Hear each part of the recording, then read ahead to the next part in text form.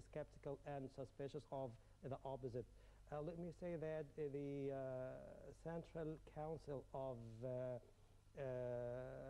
Muslims in France complained about being subjected to more than 50 attacks by the ultra-Orthodox rightists all over France since the terrorist attack on Charlie Hebdo last Wednesday.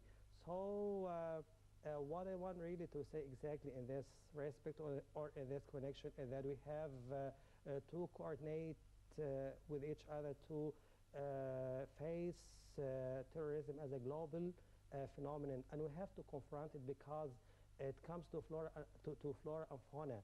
It burns everything, and it causes a sense of suspicion and skepticism against all. So we have to liberate ourselves from this from the feelings of hatred and antagonism of the opposite, and we have to know that what I want really to say exactly is that we have to re-review our ideas and ideologies to match with each other and to accept each other, whatever, regardless of the sex, danger, culture, and so on. For instance, I am here as an Egyptian. I am a journalist whose nationality is Egyptian, religion is Islam, language is dialogue, my weapon is pen. If I want really to say anything, I have to use the freedom of expression. And I think that the freedom of expression is completely entitled and ensured for everybody. So we have not to kill anyone or even to conspire against another one. But we have to cooperate with each other because we are all humans. And I think that the European American societies have to understand such a fact. And I want to incite, and I want to cite or to mention something which was said by Prime Minister today in the first meeting that was held by the French Parliament, or the so-called National Parliament, in which he said Islam is the second religion in France. So we respect Islam, and we don't adopt hostile attitude toward Islam and Muslims. We know that the real face of Islam is completely against the violent and the terrorist acts which are made by some specific people whose acts are individual cases. Yes. Mr. Osman, now the first attack took place on the satirical newspaper Charlie Hebdo. Now, being a journalist yourself, a certain kind or genre of journalism is the satirical one. A lot of people say that satirical journalism is part of the freedom of speech. People should be okay and get used to mocking themselves and laughing at themselves and criticizing each other through caricature, satire in general. And these newspapers are usually quite critical of politicians, different religions, public figures, actors, famous people, what have you. So do you think that such an attack would actually change the satirical newspapers' strategy? Would they be more careful? Would they censor themselves more? Do you think that it's freedom of speech, so everything is actually open to publish and open to discuss and debate, and people should have more tolerance? Or do you think that some things should be characterized as taboo? First of all, let me say that the Paris attack on Charlie Hebdo, as I have previously said, have changed the matter upside down against Islam and the Muslims, especially within or inside the American European societies, because right now those terrorists completely chance to the ultra-Orthodox rightists and leftists alike to attack Muslims everywhere and to target them. This is one point. Another one is the Muslims right now in the societies became afraid for themselves because they may be killed everywhere.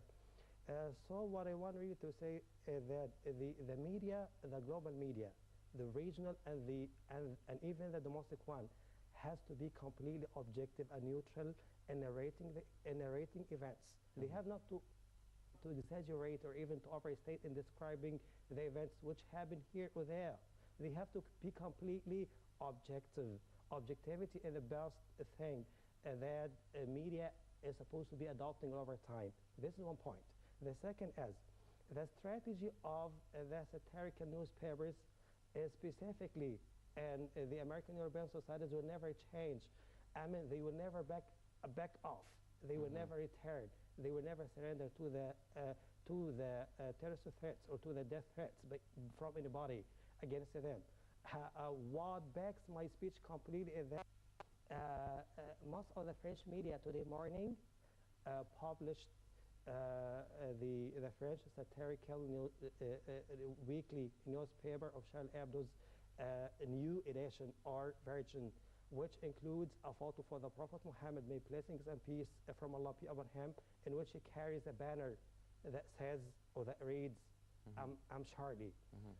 But what I want really to say is that nobody opposes completely to the freedom of press and to the freedom of expression, because this is a fundamental principle of secularity or secularism. And I think that every state has its own ideology, has its own philosophical, economical, social, and political ideology that must be achieved easily and directly, and nobody has to be opposing to it. For example, you, as an Egyptian person, if you paid a visit to France or to any other European country, and if you have decided to live within such a country, you have to accept its laws. Yes. And you have to live within its system. If you try to think about getting out of it, you must be punished and even be expelled or extradited. This is the truth that everybody has to be acquainted with or even informative of. But actually, the freedom of expression and the freedom of press, which is entitled for everyone, the specialists and the non-specialists alike, does not mean the contempt of the heavenly religions. For example, I, as an Egyptian person, I'm not qualified, and I reject completely to contempt any prophet in general, whether he as the Prophet Muhammad, Jesus Christ, Moses, David, Isaac, and so on, because all of them are prophets. They were sent or revealed down by Allah to guide people.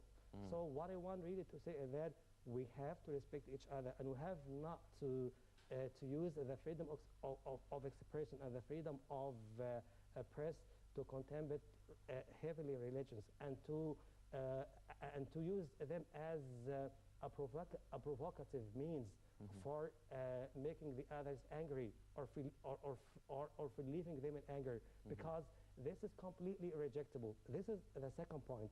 The third and the final one is actually the freedom of expression and the freedom of expression, opinion, and press was used in a good way by so many writers, authors, who write objectively and neutrally about Islam, such as Montgomery Watt, a British Orientalist who wrote in a grateful way about the Prophet Muhammad. He wrote three very known books titled as Muhammad in Mecca, Muhammad in Medina, Muhammad as a statesman. So we have to respect to those people because in spite of the fact that he is a Christian and he never believes in Islam, but he wrote about Islam in an objective way, and he was prized for, not against, the Prophet Muhammad, the Prophet of Islam Muhammad. So we want really the satirical press to do is to respect religions, specifically the heavenly ones, Islam, Christianity, and Judaism. Yes, at the same time, there is a great writer whose name I don't mention, but actually he wrote a very famous book titled as 100 Men, 100 100 greatest men. Muhammad is the greatest one. And really, he is, I think, is a European person of somehow origin. I don't know whether British, French, Yeah. and so on. So we have to imitate those people and what they are doing, and we have not to attack Islam or even to attack Judaism, because if you want me to respect your religion, you have to do the same. But but the strong message that I want to convey to the Muslims mentality all over the world is that we have not to be killers. We have to be just callers, because our Islam urges us strongly to be peaceful, to be psychologically balanced, to be forgiving with all people. Even if one of them insults me, I have to forgive him as much as I can in order to reflect the God image of Islam. Yes. Mr. Osman, now mass media is known now to be a very strong tool in society in raising awareness, spreading the information, and all the things attributed to mass media. And as you've pointed out earlier, that the media should be quite neutral, quite objective, quite fair in actually reporting all the news and stating all the facts. But what about the role of actually media, the role of raising awareness that is entrusted to the media, and what should the mass media outlets and mediums should actually do to raise the awareness, really show the right image of Islam and show the right image of different political views, different religions, different ideologies? What can actually the media do right now? This, let me say it, I repeat it all over time. The only thing which the mass media is supposed to be doing all over time is to be objective, to be neutral, is not to be subjective. I mean, I have not to be biased for I have not to be biased for some person or for something, because such a thing is matching with my editing policy, and I have not to be biased against somebody else or something else, because such a thing is going against my editing policy. I have, if the mass media wants really to be objective and to narrate facts as they are supposed to be done, they have to tackle it in a good way. They have to forgive about the so-called subjectivity. What happened right now is a pure nonsense. They tackle everything in the wrong way.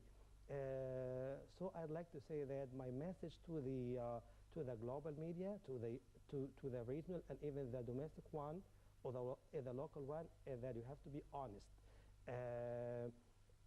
You are all over time tackling the matters or the subjects, but you have to know just important thing, which is history registers what you are doing, and history is a witness. So you have not to get out of the right path or the proper track just to pander to some person and to go against another one for interest.